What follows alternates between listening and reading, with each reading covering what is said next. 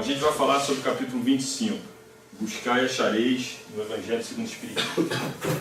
Esse é um capítulo interessante e muito pequeno, mas de uma profundidade muito grande, porque faz a gente refletir bastante sobre esse relacionamento com a religião, com Deus, com o Espiritismo em si.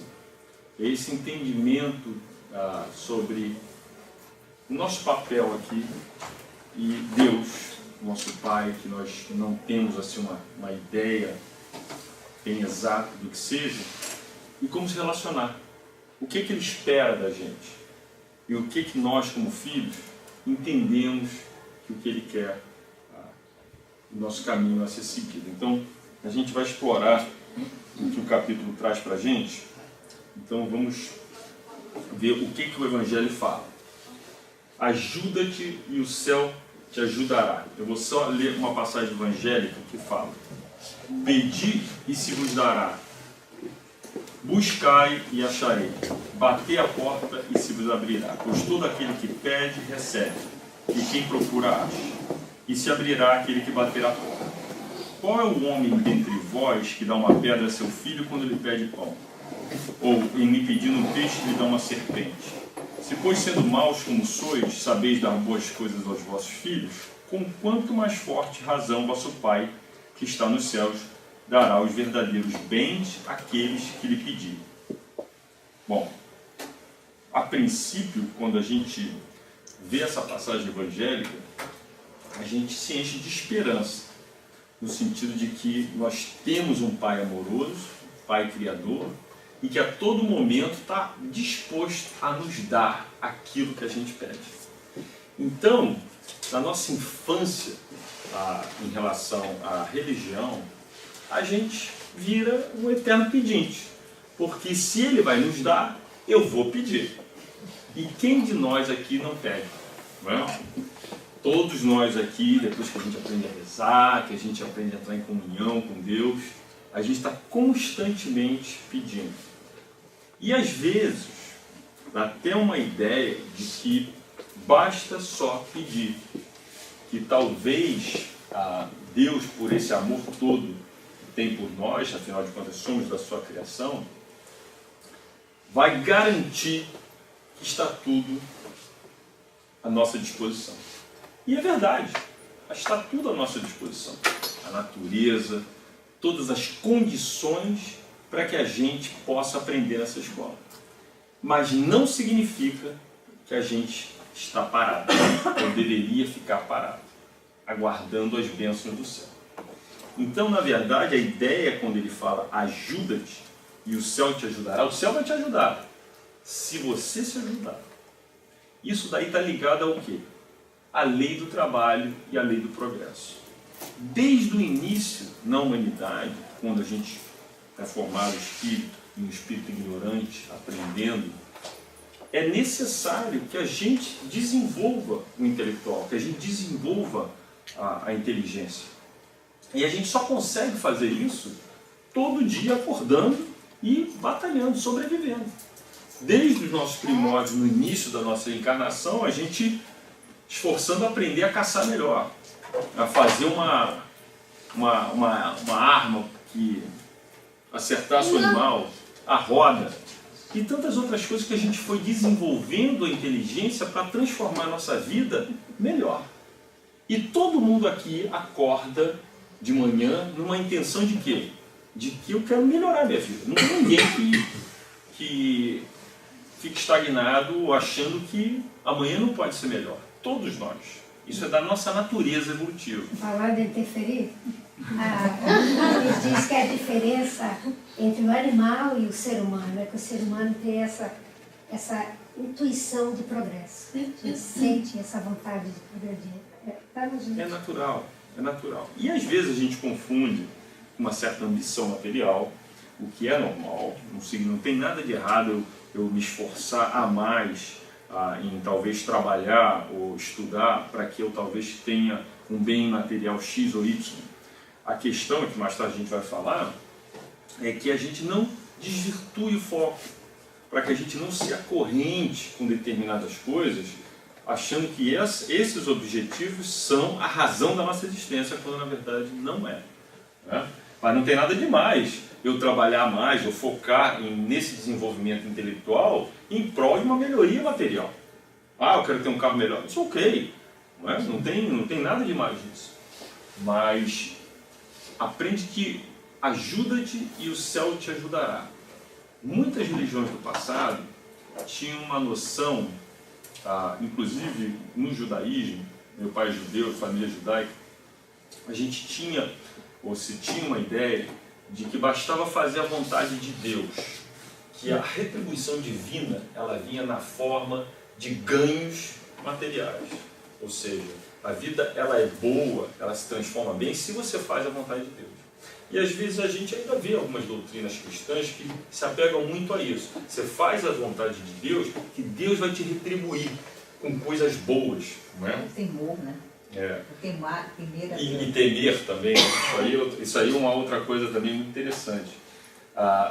Mas o que acontece é que não funciona bem assim, porque muitas das vezes a gente pensa assim, poxa, eu estou fazendo tudo considerado legal, bem, bom, mas as coisas dão errado para mim.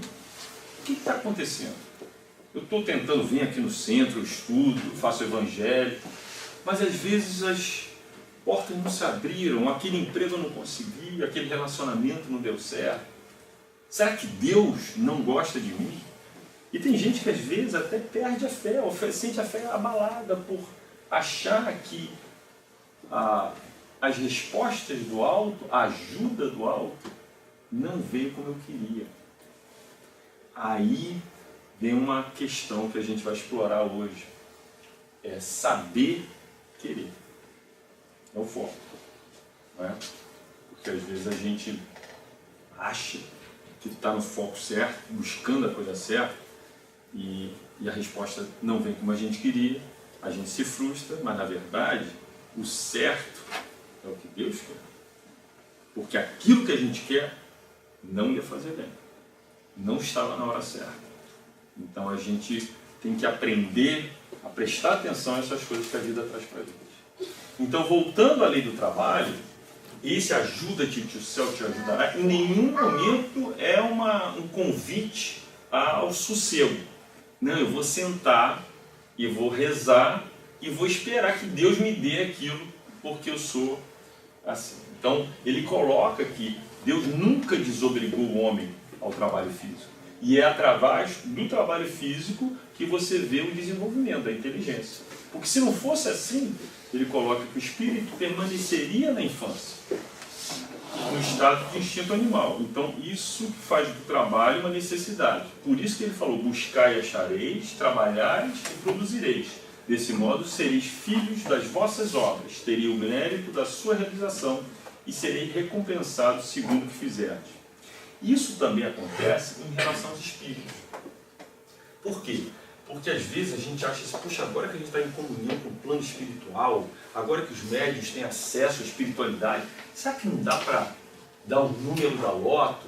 Será que não dá para... eu estou aquele pesquisador que está lá pesquisando, quebrando a cabeça. Será que a espiritualidade não dá uma forcinha para ver se eu resolvo esse problema? Não, tem que partir da gente. O que é mais incrível é que eles estão o tempo todo do nosso lado. O tempo todo ventilando para a gente. Somos nós é que não sintonizamos. Somos nós que ainda, por causa de N reasons, a gente perde o foco.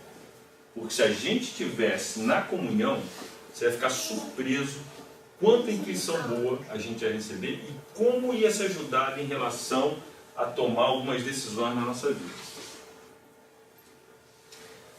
E outra coisa que o Evangelho, esse capítulo, explora é em relação às nossas necessidades materiais.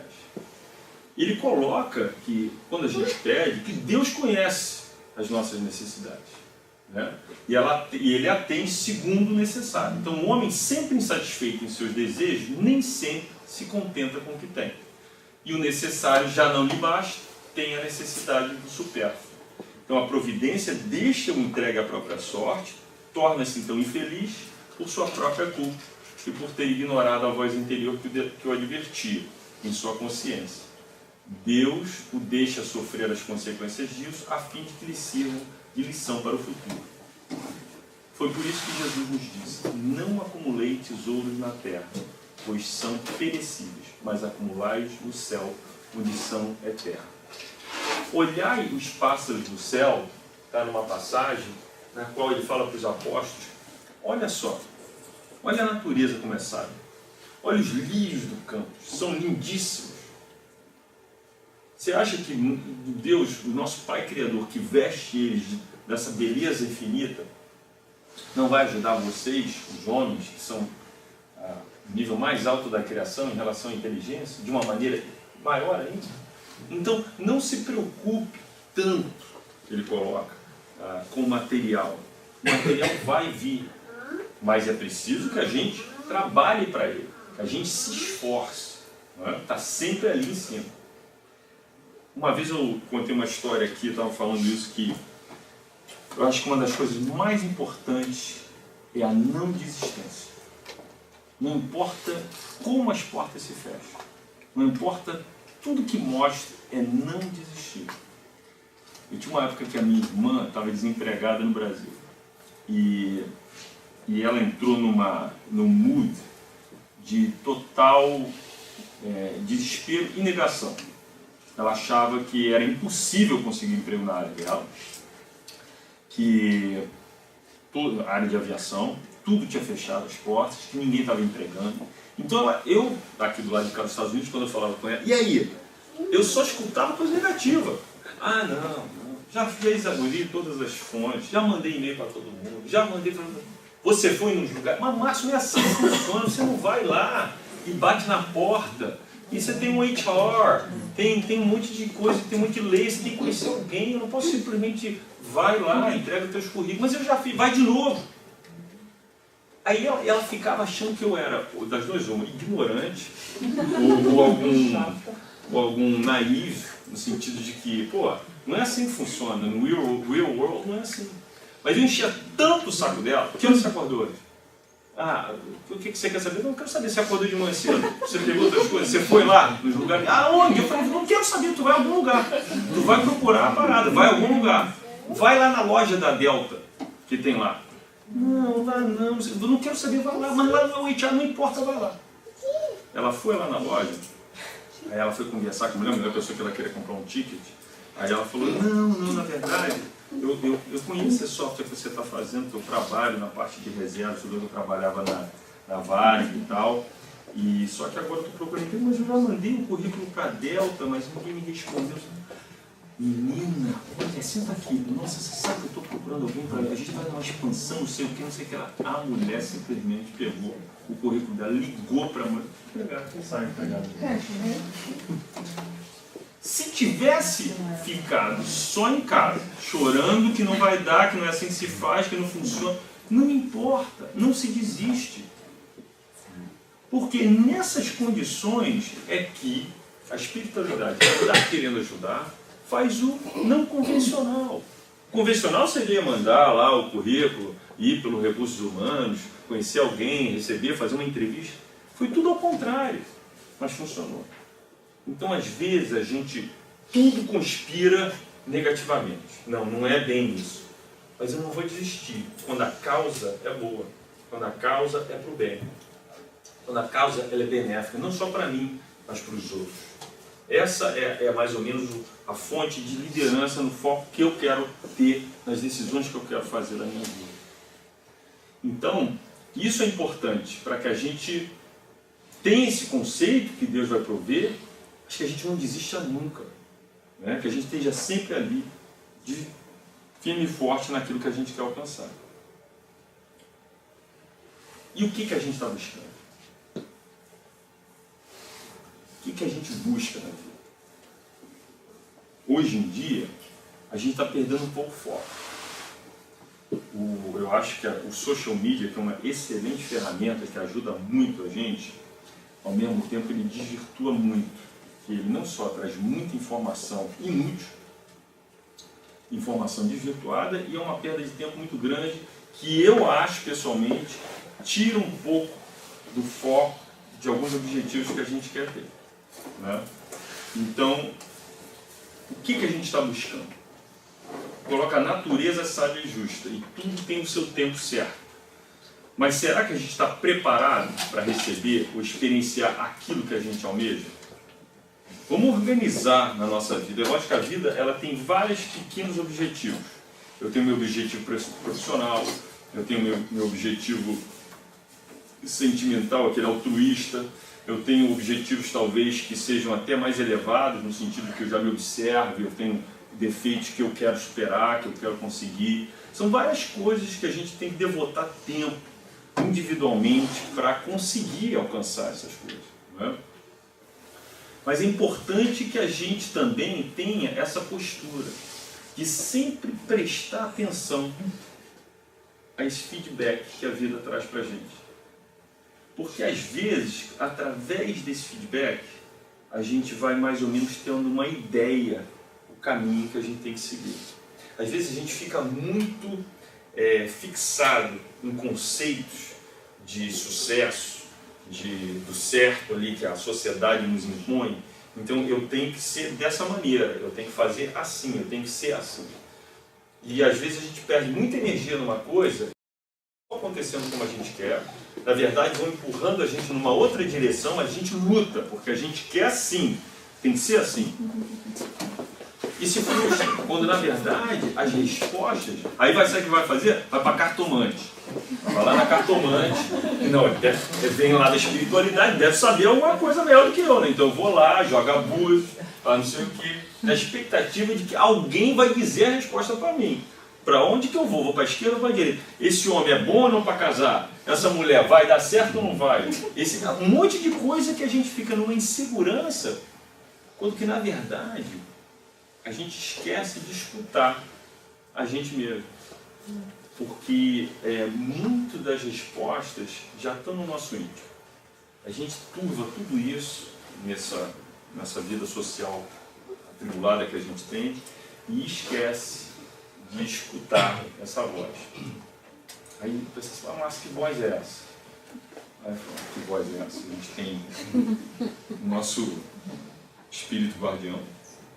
A esquizofrenia não de voz de outro,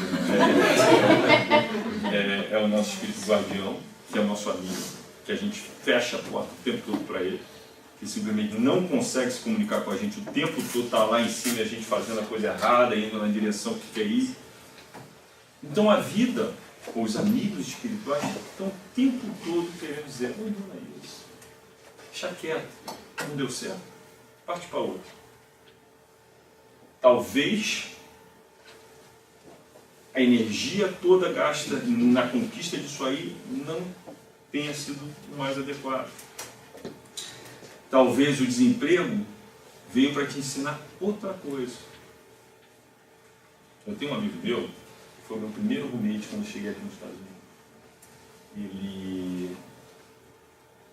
Ele era mórmon e era uma pessoa simples. Ele tinha um trabalho parecido com o que eu faço também.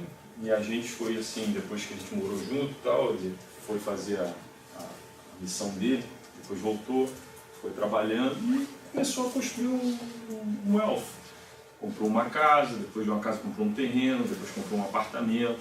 Então foi aumentando o patrimônio dele e em determinado momento ele vendeu tudo, naquele momento que mais ou menos estava valorizando depois de Setembro 11, e se mudou para Utah.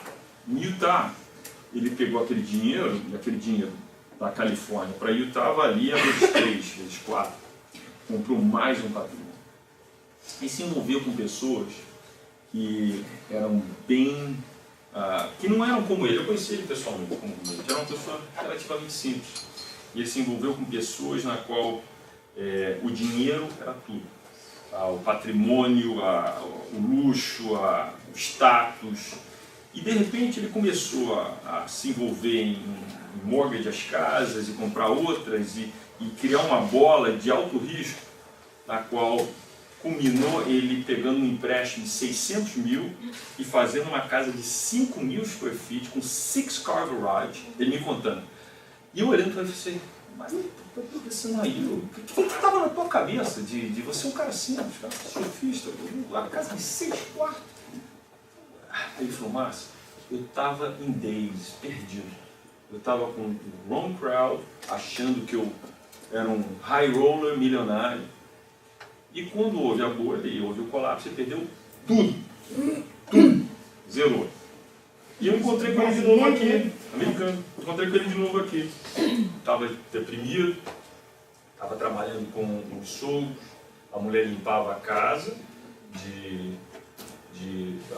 o sogro tinha uma firma de managing apartamentos, então quando um tenant vagava, ela limpava e ele ajudava a preencher o espetáculo deprimido. E eu até convidei ele para voltar a trabalhar na área que ele trabalhava, entendeu? Vamos. E ele se sentiu melhor e tal, e ele falou que agora ele sente felicidade nas pequenas coisas. Ele mora de aluguel, mas ele falou que quando sobra um dinheiro e ele sai para jantar com a mulher dele, e ele falou que para ele é melhor porque ele conseguiu botar os 3 filhos em college agora. E ele falou que sente bem de sentir que agora ele vê ela de uma maneira diferente, os dois estão lutando por uma coisa real na vida, o amor deles cresceu ainda mais, apesar do colapso catastrófico. Quem passa por isso na vida com 3 filhos não é mole.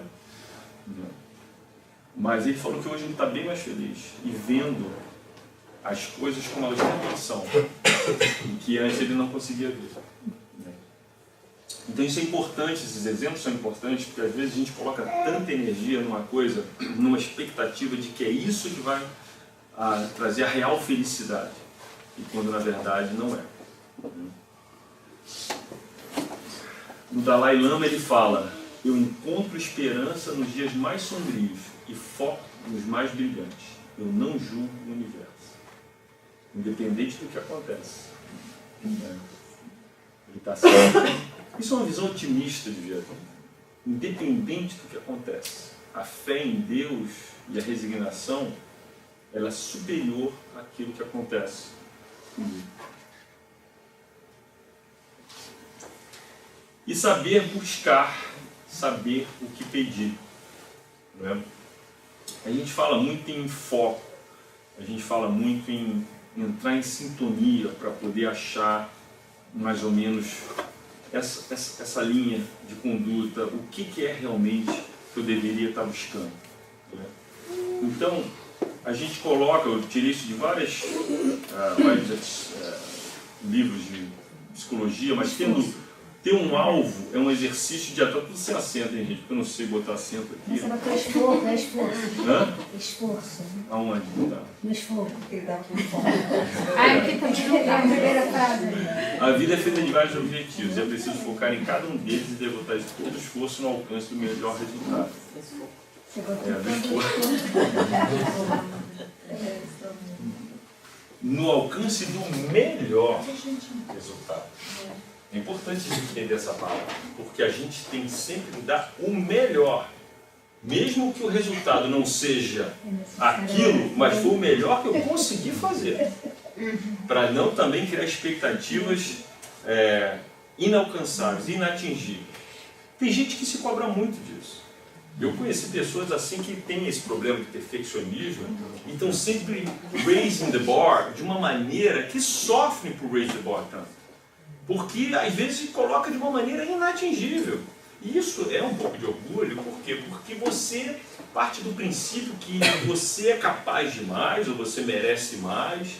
Eu conto sempre essa história aqui, que essa pessoa foi roommate da minha esposa.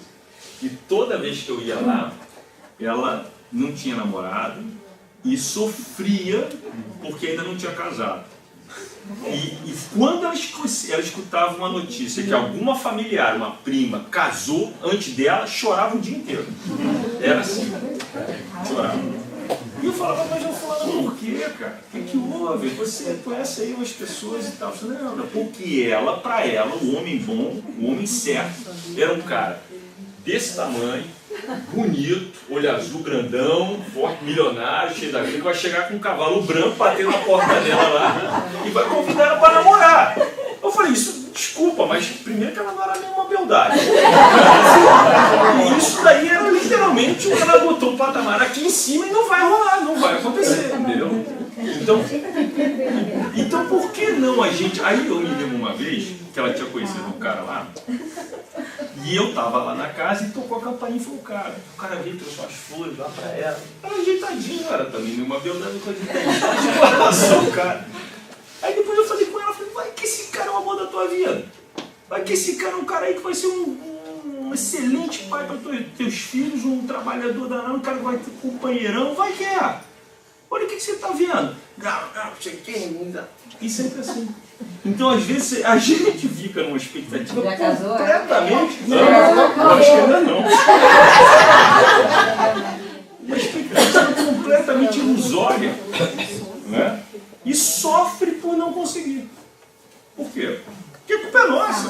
Somos nós que não. Eu mereço mais. Eu mereço melhor.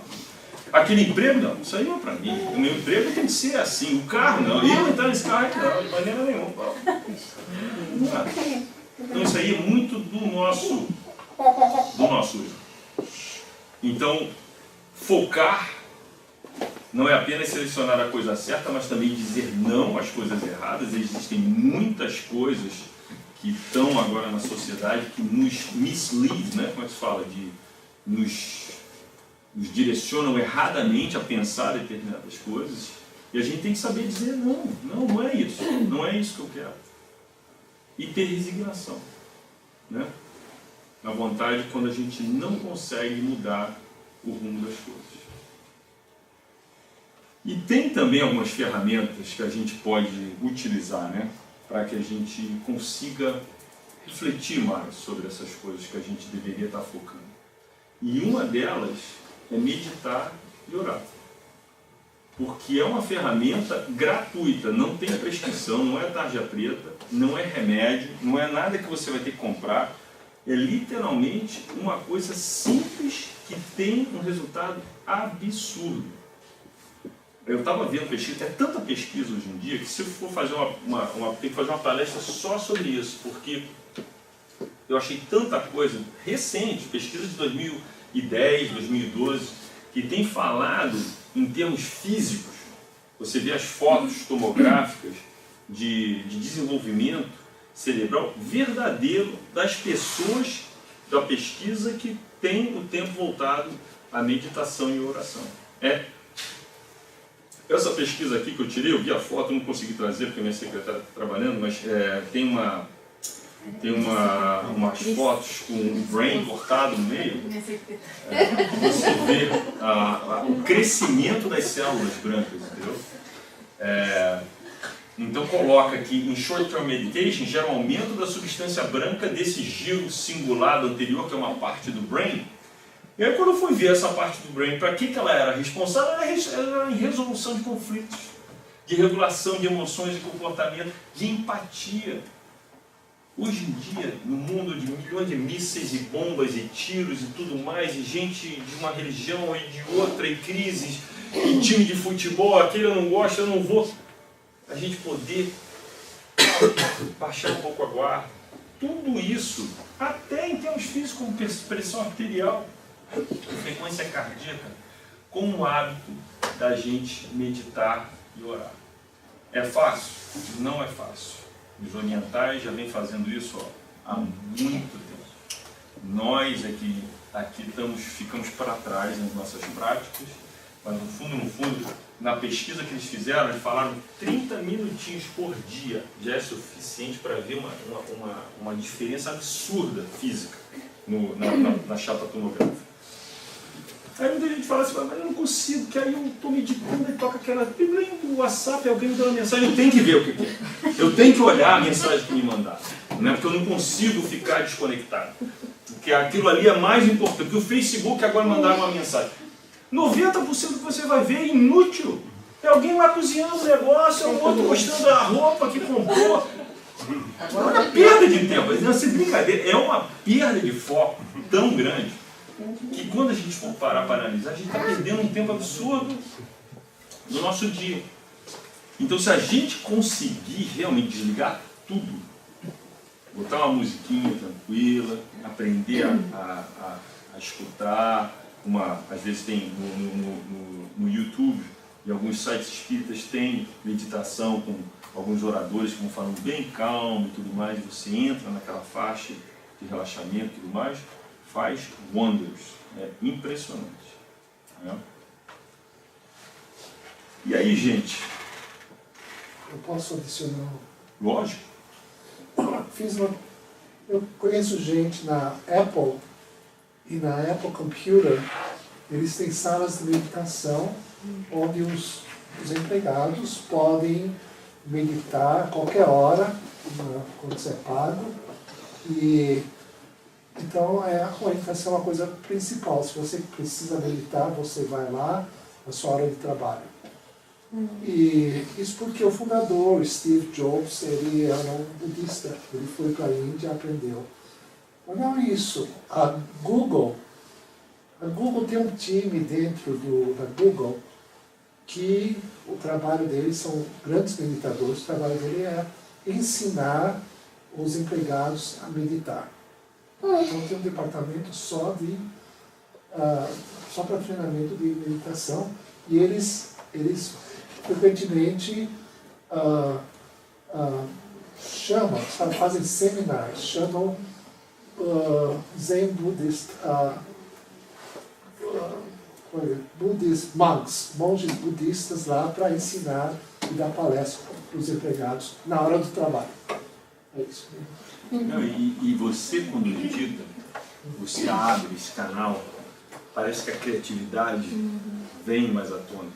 Parece que você deixa fluir tanto de dentro como pegando aquelas frequências que estão aqui, que a gente sempre fecha, para que então, seja em termos profissionais, seja em termos de acalmar, padrão vibratório ou qualquer outra coisa, funciona de uma maneira maravilhosa. É muito, muito importante. E a prece, que também não deixa de ser uma meditação, não é? A questão é que a prece, cada um tem uma maneira de fazer a prece, né? Então não tem um formato assim específico, mas também não deixa de ser uma meditação, né? Agora, as meditações mais orquestradas, que conseguem chegar num nível bem profundo em termos de vibrações mentais, funciona muito legal. E para concluir, Deus, através dos espíritos bons e os nossos espíritos guardiãos, estão a todo momento esperando para que entremos em sintonia com eles. Eles sempre nos dão o suporte, a força e a inspiração necessária para a resolução dos nossos desafios. Basta pedir. E pedir e fazer por onde? Às vezes eu acho que uma das maneiras de pedir silenciosamente é dar. A melhor maneira de você se colocar predisposto a receber é dar. Quando a gente ajuda alguém, quando a gente sai da nossa casinha e vai fazer alguma coisa para alguém, quando a gente se dispõe em dar o nosso tempo, ou dar a nossa energia para qualquer coisa que não seja presente, nós, na contabilidade do universo, estamos predispostos a receber. Funciona de uma maneira muito clara. Porque às vezes a gente só faz as coisas pra gente, só quer aquilo pra gente, fechado nesse egocentrismo, e pede.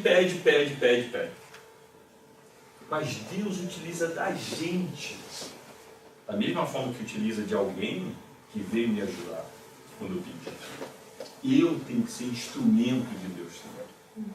Mas eu tenho que estar disposto. E eu tenho que estar disponível. Tem que sair de mim. Eu mesmo vou lá e vou ajudar. Quando a gente entra nessa sintonia, tudo se encaixa.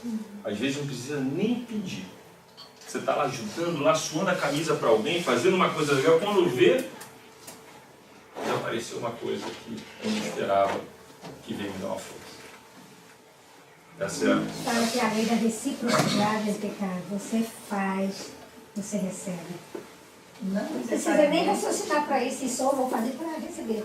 No que fez, já está recebendo. É lindo. E tem muita gente que quando faz, acha que vai receber daquela pessoa que fez. Né? Isso é terrível. Né?